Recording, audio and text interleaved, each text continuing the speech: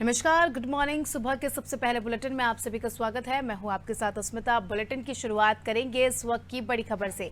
इस वक्त की बड़ी खबर आपको दे रहे हैं राजधानी भोपाल से, जहां दिल्ली में बीजेपी की बड़ी बैठक है। आज अमित शाह, बीजेपी अध्यक्ष जेपी नड्डा इस बैठक को लेंगे।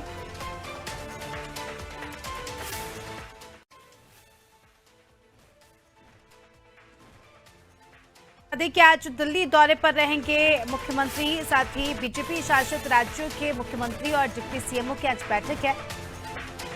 तो आज शाम को दिल्ली के लिए मुख्यमंत्री रवाना हो जाएंगे। बीएल संतोष समेत कई राज्यों के प्रभारी भी इस बैठक में शामिल होंगे।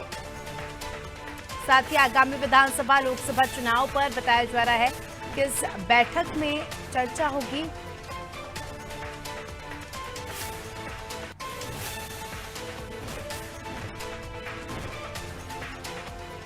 राजधानी भोपाल से आपको खबर बता रहे हैं, जहां दिल्ली में बीजेपी की आज बड़ी बैठक है। अमित शाह, बीजेपी अध्यक्ष जेपी नड्डा इस बैठक को लेंगे, इस बैठक की अध्यक्षता करेंगे। साथ ही मुख्यमंत्री शिवराज सिंह चौहान भी आज इस बैठक में शामिल होंगे।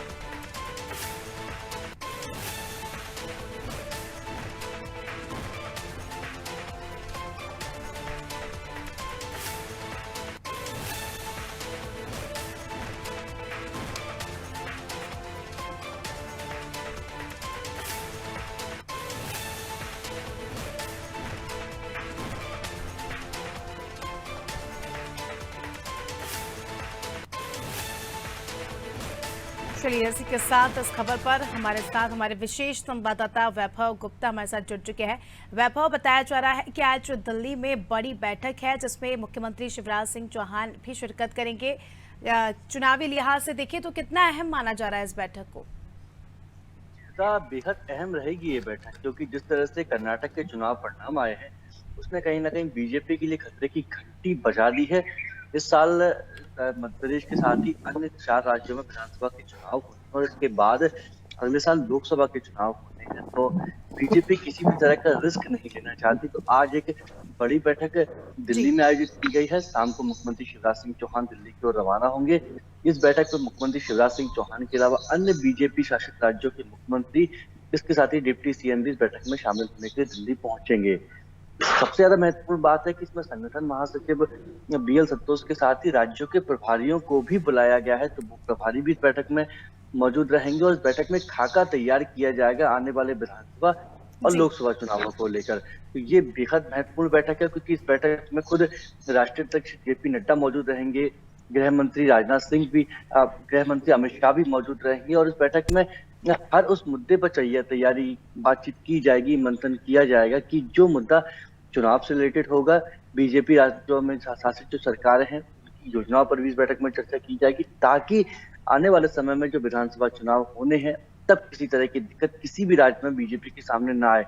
क्योंकि अगले साल लोकसभा के चुनाव होने, अगर बीजेपी इस साल के अंत में जो विधानसभा चुनाव होने और इसमें अच्छा प्रदर्शन नहीं करती, तो कहीं ना कहीं सीधा एक इम्पैक्ट जाएगा मोदी की छवि के ऊपर, क्योंकि ये जो विधानसभा के चुनाव होने हैं कहीं ना कहीं मोदी के चेहरे पर ही लड़े जाएंगे। जी बिल्कुल वैभव, और कहीं ना कहीं हम देख सकते हैं कि किसी भी प्रकार का रिस्क यहाँ पर पार्टी नहीं लेना चाहती, इसीलिए पहले से ही दौरे और बैठकों का दौर शुरू हो गया है, ताकि चारों ओर से चर्चा की जा सके और कहाँ पर कमी आ रही है इस पर भी जो है चर्चा की जा सके। चलिए, आप बने रहे हमारे साथ, जल्द ही आपका रुख करेंगे। तो दर्शकों को बता दें कि खबर आपको बताई राजधानी भोपाल से, जहां मुख्यमंत्री का दिल्ली दौरा है। बड़ी बैठक दिल्ली में आयोजित होने वाली है, उसमें मुख्यमंत्री शिरकत करेंगे।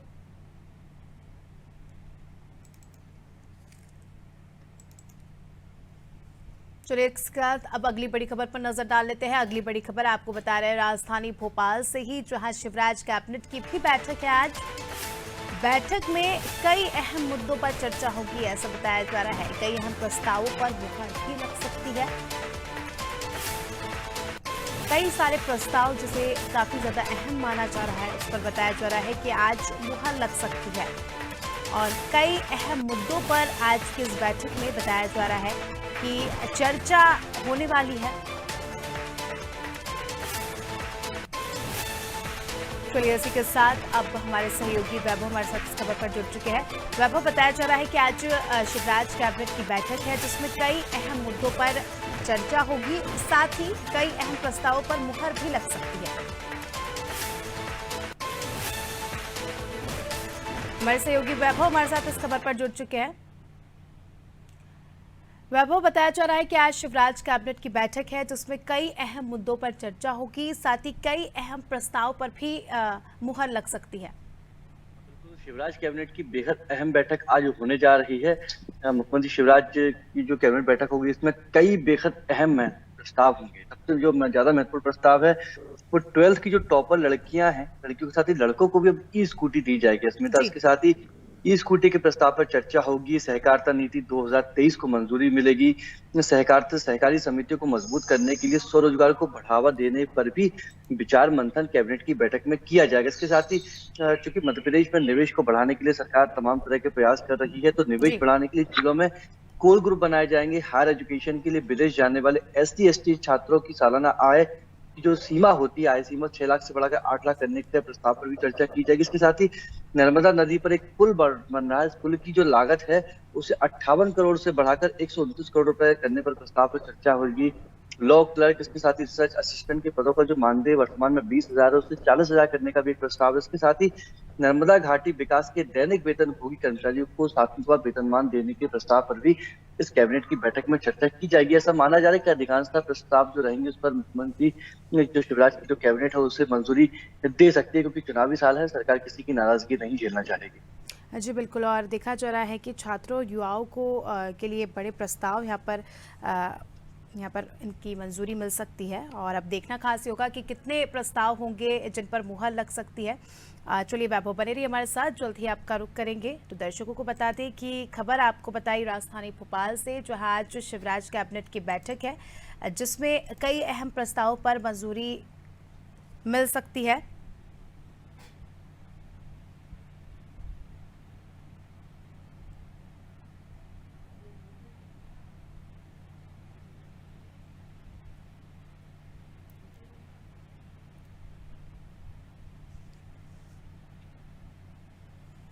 चलिए इसी के साथ अब अगली खबर का रुख कर लेते हैं। अगली खबर आपको बता रहे हैं राजधानी भोपाल से, जहां सतपुड़ा भवन में अग्निकांड का एक बड़ा अपडेट आपको दे रहे हैं, जहां मुख्यमंत्री ने जांच दल से 3 दिन में रिपोर्ट मांगी है।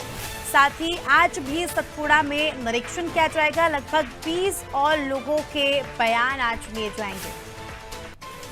3 दिन में मुख्यमंत्री ने जांच दल से रिपोर्ट मांगी है। आज भी यहाँ पर निरीक्षण किया जाएगा सतपुड़ा भवन में, और अलग अलग लोगों से बयान लिए जा रहे हैं जो उस वक्त वहाँ पर मौजूद था, और उसी के बेसिस पर ये पूरी जांच जो है कंप्लीट होगी, और 3 दिन का समय यहाँ पर मुख्यमंत्री ने दिया है। चलिए इसी के साथ इस खबर पर हमारे सहयोगी वैभव हमारे साथ जुड़ चुके हैं। वैभव, सतपुड़ा भवन में जो अग्निकांड हुआ था उसको लेकर अब एक और बड़ा अपडेट आ रहा है, जिसमें बताया जा रहा है कि अब मुख्यमंत्री ने जांच दल को 3 दिन दिए हैं, और बताया है कि 3 दिन में जो भी कारण है उसका खुलासा यहाँ पर किया जाए। और साथ ही बताया जा रहा है कि अलग अलग लोगों से बयान लिए जा रहे हैं। अभी तक इसके क्या अपडेट है, क्या कुछ अपडेट जांच दल ने दी है? हमने देखा था जिस तरह से सोमवार के दिन आग लगी थी करीबन 4 बजे के वक्त, उस आग को बुझाने में ही 17 से 18 घंटे लग गए थे। ACS ओम राजेश राजौरा, जो कि जांच समिति के सदस्य भी हैं, वो कल सुबह करीबन 7 बजे के वक्त पहुंचे थे सतपुड़ा भवन, लेकिन उस वक्त आग बुझी नहीं थी, तो काफी अंधेरा था, और क्योंकि काफी उमस भरा माहौल भी इस बिल्डिंग में था, और जो दमकल कर्मी है वो किसी को भी अंदर जाने नहीं दे रहे थे। तो उसके बाद राजेश राजौरा ने कहा कि हमारी जो टीम है फिर से एक बार आएगी। तो 1 बजे पूरा ही जांच दल एक बार फिर से पहुंचा था। 2 घंटे बिल्डिंग में वो मौजूद रहे। प्रत्येक घटना के कारण पर चर्चा किया गया। इसके साथ ही लोगों से भी बातचीत की गई कि क्या कारण हो सकता है। उसके बाद जांच दल वहां से रवाना हो गया था। जो खबर है, आज भी जांच दल जांच करने के लिए वहां पर पहुंचेगा, बयान भी लिए जाएंगे ताकि सही कारण पता चल सके, और कारण के साथ ही आने वाले समय में इस तरह की दुर्घटना कभी ना हो, क्योंकि ये तो अच्छी बात है कि किसी भी तरह की जनहानि नहीं हुई। डॉक्यूमेंट जो जले हैं उनको रिकवर करने का प्रयास सरकार के द्वारा किया जा रहा है। कल जिस तरह से स्वास्थ्य मंत्री प्रभुराम चौधरी और चिकित्सा और गृह मंत्री नरोत्तम मिश्रा ने भी यही कहा था कि जी। डिजिटलीकरण युग है तो डॉक्यूमेंट हम रिकवर कर लेंगे, थोड़ी सी मेहनत जरूर लगेगी। तो आज जांच दल एक बार फिर से सतपुड़ा भवन का निरीक्षण करने के लिए जाएगा, लोगों के बयान भी लिए जाएंगे और कारणों पर चर्चा करके 3 दिन के भीतर, क्योंकि रिपोर्ट भी मुख्यमंत्री शिवराज सिंह चौहान को सौंपी ताकि भविष्य में इस तरह की दिक्कतें ना हो सके, तो जल्द से जल्द जांच दल अपनी रिपोर्ट भी सौंप देगा और रिपोर्ट में बिल्कुल सटीक कारणों पर भी चर्चा की जाए, इसकी कोशिश निरीक्षण दल के द्वारा की जा रही है। जी वैभव, यहाँ पर जांच दल की बात करें तो किन किन एंगल्स को लेकर यहाँ पर जांच हो रही है? लाइक जांच जब हो रही है तो किन किन बातों का यहाँ पर विशेष ध्यान रखा जा रहा है? कई सारे एंगल्स हैं। पहला है, जिस तरह से कांग्रेस आरोप लगा रही है कि ये क्या साजिश थी या परिस्थिति बस ये आग लगी है, तो इस एंगल पर भी पूरी बातचीत की जा रही है, पूरी ही जांच की जा रही है। इसके साथ ही निरीक्षण इस बात का भी किया जा रहा है कि जब आग लगी तो उसके बुझाने के लिए किस तरह के प्रयास किए गए, क्योंकि वहां पर फायर इन्वेस्टिगेशन का जो इक्विपमेंट होते हैं वो भी रखे हुए थे, लेकिन जिस तरह से सरकारी इमारतें होती हैं, अगर फायर सेफ्टी की उनको एनओसी मिलती है तो तमाम इक्विपमेंट और भी होने चाहिए थी ताकि जी। आग को वहीं पर रोका जा सके। और जब आग लगी तो उसके कितने देर बाद फायर ब्रिगेड वहां पर पहुंची और आग को बुझने में आखिरकार 17 से 20 घंटे का समय क्यों लग गया? आग जब तीसरे माले पर थी तो वहीं पर उस आग को क्यों नहीं थाम दिया? क्यों आग 5वें 6वें फ्लोर पर भी पहुंची और वहां भी पूरा जो सामान रखा हुआ था उसको खाक कर दिया? तो जांच कई बिंदुओं पर की जा रही है। दमकल कर्मी वहां पर जब समय पर पहुंच गए तो आग क्यों नहीं बुझी? क्या किसी साजिश के चलते आग लगाई गई है? इसके साथ ही जो फायर सेफ्टी इक्विपमेंट थे, फायर सेफ्टी एनओसी जारी अगर नहीं की गई तो उसका कारण क्या था? और जो फायर सेफ्टी के इक्विपमेंट होने चाहिए थे, अगर वो जी। थे तो फिर आग इतनी क्यों बढ़ी? और अगर उनका उपयोग नहीं किया गया तो क्यों उपयोग नहीं किया गया? तो कई सारे बिंदु हैं जिस पर जांच दल अपनी रिपोर्ट तैयार करके मुख्यमंत्री शिवराज सिंह चौहान को सौंपेगा। जी बिल्कुल वैभव, और यहाँ पर देखा जाए कि इस अग्निकांड ने कहीं ना कहीं राजनीतिक सरगर्मियां भी बढ़ा दी है, तो अब बहुत खास हो जाता है कि रिपोर्ट्स का जल्द से जल्द आना और पूरे मामले का खुलासा होना कि आखिरकार किस कारण से आग लगी, क्या वाकई लापरवाही बरती गई थी या फिर और कारण है। तो ये तो देखना खास होगा 3 दिन बाद ही कि क्या कुछ रिपोर्ट्स में सामने आता है। चलिए आप बने रहिए हमारे साथ, जल्द ही आपका रुख करेंगे।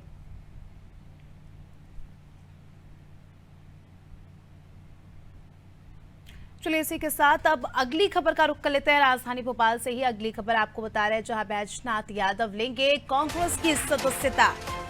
कमलनाथ अरुण यादव की मौजूदगी में सदस्यता बैजनाथ यादव लेंगे। शिवपुरी जिला पंचायत अध्यक्ष रह चुके हैं, साथ ही हजारों समर्थकों के साथ कांग्रेस का आज ये हाथ थामेंगे। इससे पहले यादवेंद्र सिंह यादव कांग्रेस में शामिल हुए थे।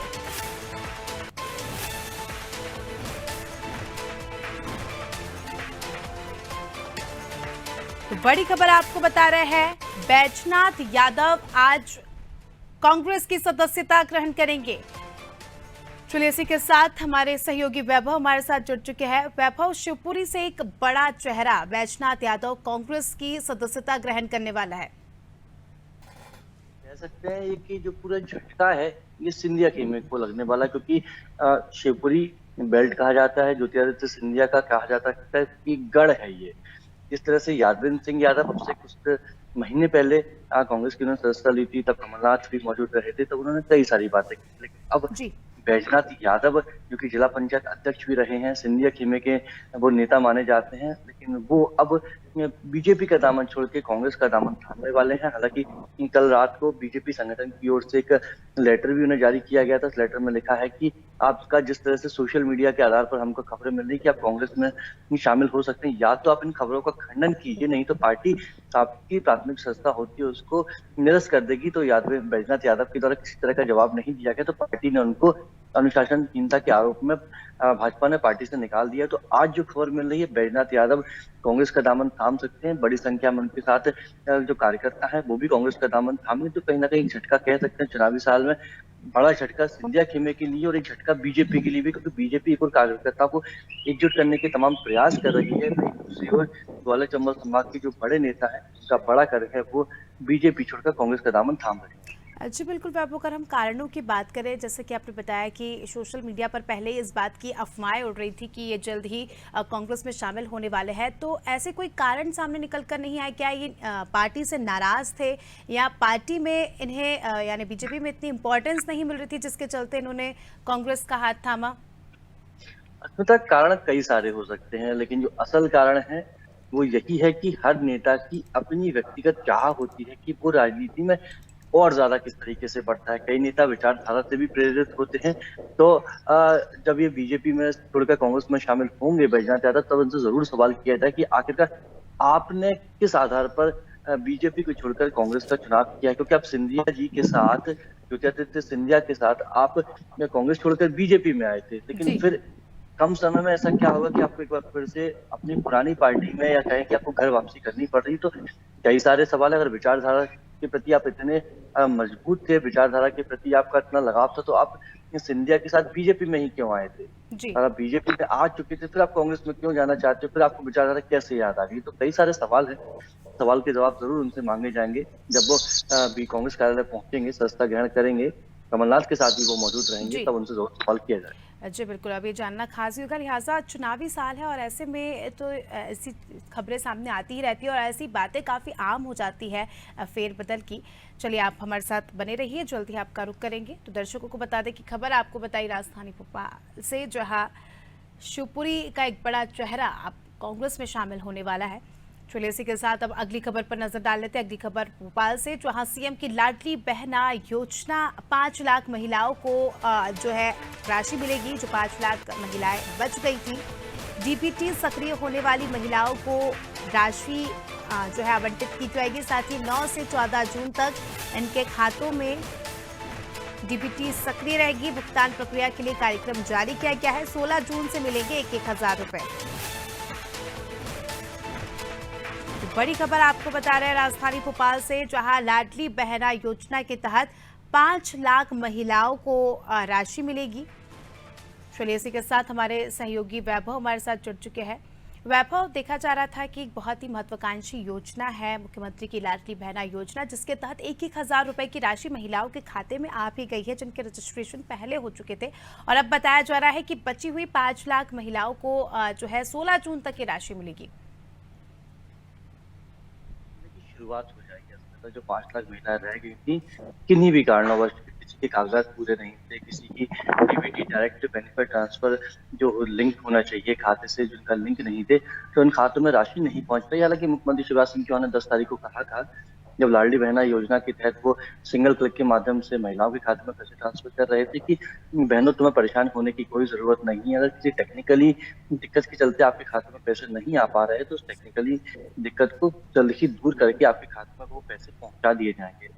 तो उन्होंने जो निर्देश दिए थे अधिकारियों को मन से, उन्हीं निर्देशों का पालन करते हुए 5 लाख महिलाएं जो रह गई थी, उनके खाते में 1,000 रुपए इस योजना के अंतर्गत जो दिए जाने थे, उसे ट्रांसफर करने का प्रयास सरकार के द्वारा शुरू कर दिया है। 16 जून से राशि उनके खाते में आने की शुरुआत हो जाएगी। और एक और भी खबर है कि जिस तरह से मुख्यमंत्री शिवराज सिंह चौहान ने कहा था कि जो लाडली बहना योजना है, उसका जो एक नियम है कि 23 से लेकर 65 साल तक की विवाहित महिलाओं को ही राशि दी जाएगी, तो उसकी उम्र सीमा है वो घटाकर 21 साल करने का निर्देश भी मुख्यमंत्री शिवराज सिंह चौहान घोषणा जी। पहले ही कर चुके हैं। तो इसके बाद और भी महिलाओं की संख्या बढ़ेगी, और जो राशि का हर महीने दे रही है सरकार, कहीं ना कहीं उसमें भी बढ़ोतरी की जाएगी। जी बिल्कुल, तो महिलाओं के लिहाज से देखा जाए तो काफ़ी अच्छी खबर है, क्योंकि खफा हो गई थी कुछ महिलाएं जब उनके खाते में राशि नहीं आई थी। तो अभी इस खबर से उम्मीद करते हैं कि खुशी इनके चेहरे पर आई होगी। चलिए, आपका बहुत बहुत शुक्रिया वैभव, हमारे साथ जुड़ने के लिए और तमाम जानकारी हमारे दर्शकों तक साझा करने के लिए। चलिए, इसी के साथ बुलेटिन में फिलहाल इतना ही।